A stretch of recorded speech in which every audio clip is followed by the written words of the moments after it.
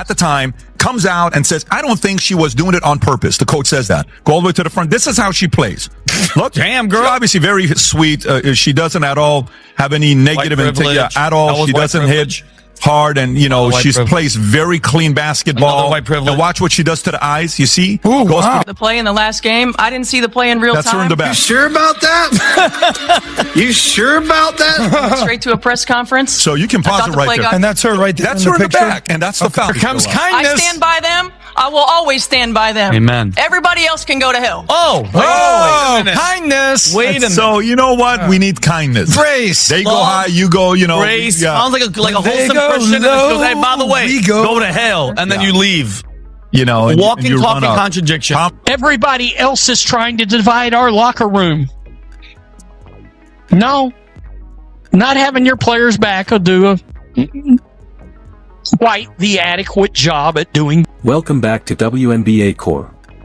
Today's story is packed with controversy, a shocking recording, and some serious questions surrounding Stephanie White and Djonai Carrington. Patrick Bet-David has now entered the conversation, and what he reportedly revealed about the recording and why Stephanie defended Djonai has fans demanding answers. But what was actually said? Why did Stephanie stand by Djonai? And is there more to this story than we've been told? Stay with me until the very end because this story only gets more intense. Let's get straight into it. Patrick Bet-David wasted no time. He played the video, looked directly into the camera, and expressed what many others were already thinking. After witnessing that play in real time, Stephanie White attempted to walk it back days later when the heat became too intense to ignore, rather than being open about it at the time. If you appreciate this content, consider giving this video a like and subscribing to the channel. Believe it or not, a huge portion of viewers haven't subscribed yet. It's free and only takes a second, but it means the world to us. So, did you subscribe already? Great. Thank you so much for your support. Now, back to the video. After the Djonai Carrington clothesline from hell incident the other day, in which she came out and said, Djonai's she's not a dirty player. She just plays real hard. Blah, blah, blah, blah, blah. I mean, look, she turns into the Charlie Brown teacher pretty quickly with a lot of people. At least with me, she does. The moment I realize she's going to do it again and not back her own player, yeah, I'm out. I got to tell you, one of the most obvious traits of a terrible leader, not taking any responsibility. This is where it all started. Djonai Carrington appears to be trying to block Sophie Cunningham, but catches her across the neck so forcefully that Sophie Cunningham falls instantly and needs to be examined by trainers at the courtside. Before the television broadcast even finished repeating the hit from a second viewpoint, Djonai Carrington is ejected after it is immediately declared a flagrant 2. Fired immediately, Indiana Fever head coach Stephanie White walked past her own player Sophie Cunningham to check on Djonai Carrington after the hard foul.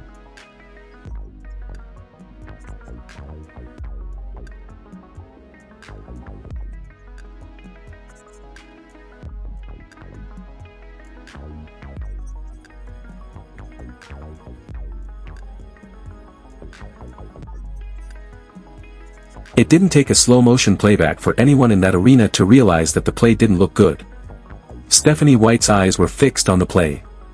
If you look at her face on the sidelines at that precise moment, she's not staring at a clipboard. She isn't looking for an assistant coach a few feet in front of her own bench. She is witnessing it firsthand. That particular detail is significant because Stephanie White attempted to subtly alter that portion of the story a few days later. I mean, look, it was a hard foul. I don't think that Djonai intentionally came out to get her across the neck like she did. But it did happen, and I thought it was the right call. But, one of the things about Nay is that she's going to play her butt off, man. She's going to compete. Nobody's going to go walking in for a layup. And so I don't oppose the hard foul. But I also don't think that she intentionally went for the neck. When reporters questioned Stephanie White about the foul immediately following the game, she answered without hesitation.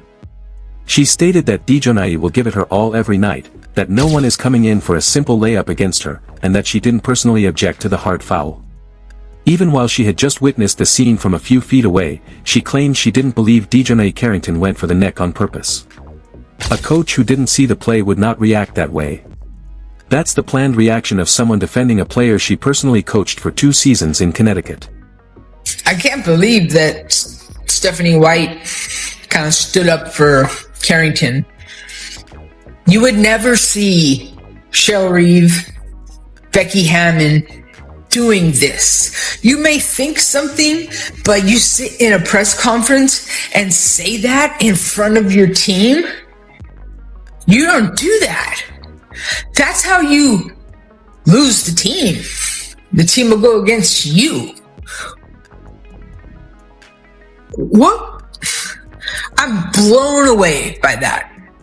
You can think, oh, I used to coach her, talk to her on the side, whatever, but you don't go on national news and basically put down your own team. This isn't a coach making casual remarks about an unknown player from a different team. This individual became genuinely close to Djonai Carrington, someone who managed a locker room alongside her and is personally aware of her competitive drive. Therefore, Stephanie White softened the foul when it came time to call it exactly what it appeared to be. Why is Fever coach Stephanie White defending Djonai Carrington over her own player? That is absolutely bizarre considering you can watch the replay of that and see how unacceptable it was for Sophie Cunningham. Both Sophie Cunningham and Caitlin Clark are incredible role models for young children, and they play the game exceptionally well. Sophie Cunningham said that the hit by Djonai Carrington was intentional, but Sophie Cunningham's own coach sided with Djonai Carrington. Djonai Carrington is a high-energy guard who was once coached by Stephanie White. I just can't understand why the WNBA isn't doing more to protect their players. When Stephanie White was interviewed, she said she doesn't oppose the foul, but she definitely doesn't think it was intentional, that Djonai Carrington just plays her butt off. That's a pretty generous interpretation of what happened to Sophie Cunningham. The arena wasn't quiet, and there was an instant response to that press conference. As soon as the replay appeared on the Jumbotron, fans seated courtside became audibly upset. Within hours, the video went viral across all platforms, gathering millions of views by morning. Analysts began repeatedly posing the exact same query: how is it possible for a player's coach to say that she doesn't oppose a flagrant 2 that clearly injured her own player? Stephanie White felt increasing pressure to say something different from what she had already stated on record. As the criticism grew stronger, only a few days later, Stephanie White abruptly changed her stance in front of a completely new set of cameras and with an entirely different tone, driven by that mounting public pressure. In the last game, I didn't see the play in real time. I went straight to a press conference. I thought the play got called right. Thankfully, Sophie is okay. Was it egregious? Absolutely. When you have a chance to watch that over and over on replay, you can see that. I didn't have that in real time. I take it personally if there's any suggestion that I don't 100% always have my players' backs. I ride with them 10 toes down all the time. All the time. Stephanie White's tone had completely shifted when she stood at the podium 3 days after the initial incident. She explained that she went directly from the bench to a scheduled press conference and that she didn't actually watch the play unfold in real time. It wasn't until she viewed it on replay that she realized how severe it looked. She insisted that she rides with all of her players and claimed she takes it personally when people say she doesn't have their backs. Here lies the primary issue: she can be seen staring straight at the play as it happens in the original broadcast sideline footage. She wasn't turned away or distracted by a substitution. She is looking directly at the court and can see the precise location of the foul. Her claim that she didn't witness anything in real time is inconsistent with what the cameras recorded that evening. Additionally, the narrative ceased to make sense when viewers rewatched that sideline angle alongside her revised explanation. Couldn't see it? You sure about that? You sure about that? Straight to a press conference. You can pause it right there. That's her right there in the background, and that's the foul. What do you mean you couldn't see the foul? Unbelievable. And she says she had a clearer view than some of the referees had. Then she comes out on TV expressing frustration about the criticism she received. How dare people on social media question it? This is what sparked a massive online conversation. Someone deconstructed the original sideline angle frame by frame and placed it directly next to her comments from the later press conference. Watching that contrast and leaving with the impression that she genuinely missed the play is really difficult. She doesn't turn her head. Her gaze follows the action from beginning to end. Instead of seeing everything on a highlight reel 3 days later, she witnessed everything that occurred on that court live. So why alter the narrative? The most obvious reason is the one that many individuals were reluctant to publicly state, despite the fact that it was clearly visible. Djonai Carrington was coached by Stephanie White, who is intimately acquainted with her style. Protecting that connection took precedence over being transparent about what she saw, until the public backlash reached a point where it could no longer be ignored. I take it personally, any suggestions that I don't 100% always have my players' backs. I ride with them 10 toes down every single time. They know that. It's a shame that we can't focus on what great basketball they're playing, because they are playing great. The reality is with me, I will always lead with love. I will always lead with grace. I will always lead with humility, and I will always lead with integrity. Doesn't mean I'll always get it right, I'm human too. The hate, the fear-mongering, the divisiveness that's trying to hijack our league will not win. Were there any allegations that I don't always have my players' backs? I apologize, but I always stand with them 10 toes down every single time. They are well aware of that. It's unfortunate that we are unable to focus on the excellent basketball they are playing. The truth is that I will always lead with love. I'll always be a graceful leader, a humble leader, and an honest leader. I might not always get it right, though, I'm human too. The elements attempting to create division in our league will not succeed. The contradiction is most obvious in this section, and that's what really set things off across the internet. Stephanie White spoke out at the platform during that same press conference, telling everyone in the room and everyone watching at home that she will always support her players, and that regardless of what anyone outside the locker room thinks, she stands by them. It sounded sincere and impassioned, like a coach taking a firm stance to protect her roster from external noise. However, the player who was injured on that particular play is also one of her own. So, stand by which player specifically? Sophie Cunningham wears the exact same jersey. Every day at practice, she works with the same team under the same head coach in the same locker room. If loyalty is meant to flow in both directions equally, then that same fervent energy ought to have appeared as soon as Sophie Cunningham needed her coach to state that the hit was dangerous, rather than 3 full days later and only after public outrage made it necessary. And then she put both hands up right after. Djonai doesn't do things half speed, right? She's just swinging hard and coming through. This is the point at which it becomes impossible to ignore the broader picture. And that's precisely why this situation didn't end quietly. Days after the Sophie Cunningham foul, Djonai Carrington was guarding a player when contact was made squarely near the face while reaching for the basketball. Video clips quickly circulated on social media, drawing comparisons to what had happened just days before. Even though neither a flagrant nor a technical foul was called in that instance, another play occurred where contact was made above the shoulders rather than on the ball.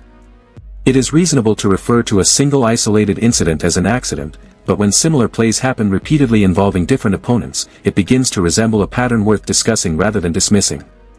Put you on the spot. Here we have her, completely far away from the basketball, making contact with Tiffany Hayes across the face. Let me just reach and see if I can swipe at the ball, making contact with Tiffany Hayes in the face. Not really that big of a deal. Stephanie, any thoughts on this one? One of the things about Nay is that she's going to play her butt off, man. She's going to compete. Nobody's going to go walking in for a layup. Fair enough, but there was more to it than that. Djonai Carrington also made contact near Tiffany Hayes' face on another disputed possession later in that same game. That's multiple instances of high contact in a short span, right on top of the flagrant foul against Sophie Cunningham earlier. A trail of clips from earlier seasons demonstrating a similar aggressive style can be found if you review previous footage.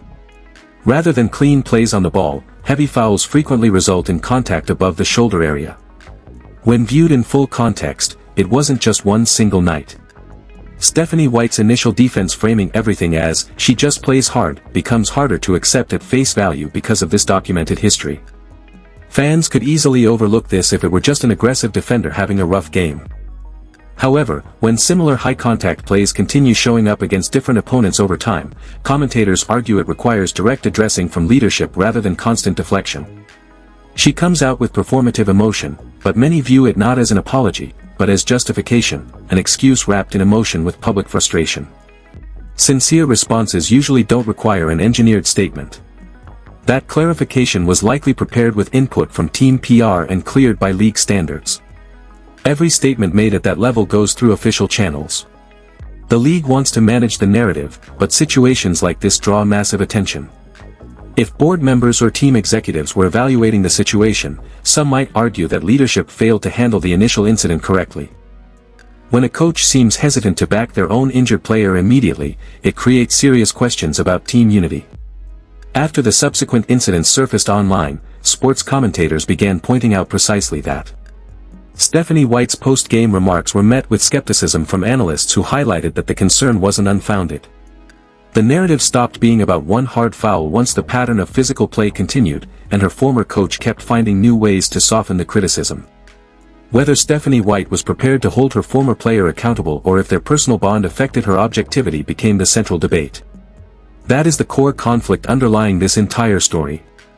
Before either of them reached their current roles, Stephanie White coached Djonai Carrington for 2 full seasons. That is not a minor detail, and fans didn't bring it up just to generate debate.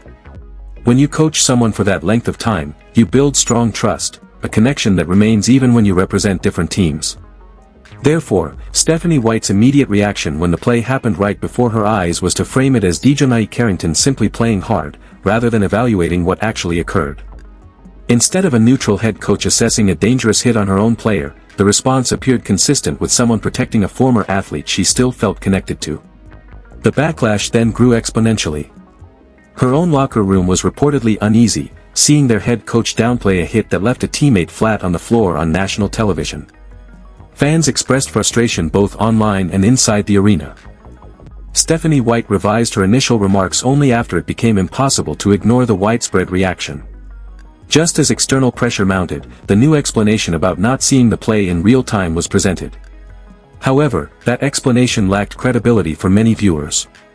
It contradicted both her confident post-game statements on the night of the event and a clear sideline video footage available. If she truly hadn't seen the play live, her initial response would have reflected uncertainty rather than total confidence regarding Djonai Carrington's intent and competitive spirit. This sequence reveals more than just a brief slip of the tongue. The timeline shows a clear shift, initial confident defense right after the game, followed by a revised explanation once criticism escalated, capped off by an emotional speech about supporting players. Every day these women put their effort on the line. They're athletes doing their jobs, they don't need unnecessary hits on the court. When others go low, we choose to rise above. Love, grace, humility, and kindness will prevail. I stand by my team. I will always stand by them, and everyone else can disagree. Well, Stephanie, it appeared to many viewers that you didn't immediately stand up for your own player who took a heavy hit on the floor, yet the narrative was redirected toward external criticism. This is about basketball and player safety, not about personal grievances.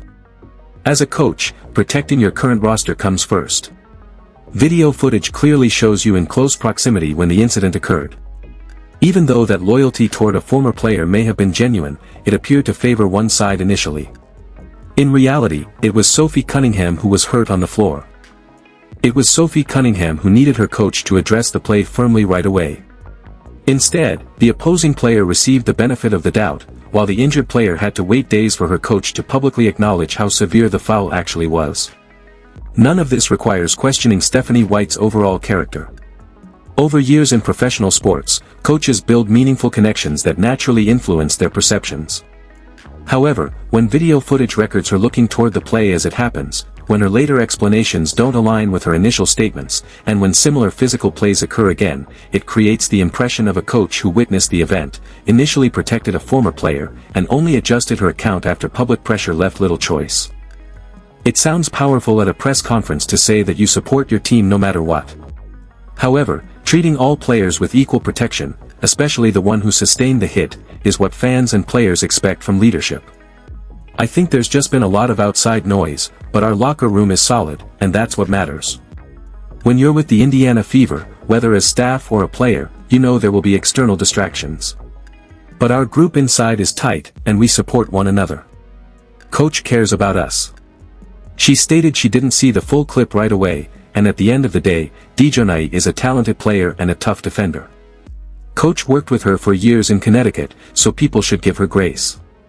Steph and I are fine, she's great with all of us, and we aren't letting outside noise distract us. Even Sophie Cunningham addressed the situation directly. In her post-game comments, she described the impact of the foul and expressed her belief that the contact was not accidental, describing the hit as deliberate. The situation grew more complicated due to the clear contrast between Sophie Cunningham's description and her coach's initial assessment. Fans naturally leaned toward believing the athlete who took the hit over post-game damage control presented days later. I talked to Steph earlier as well. We sometimes forget that coaches are human too and experience intense pressure.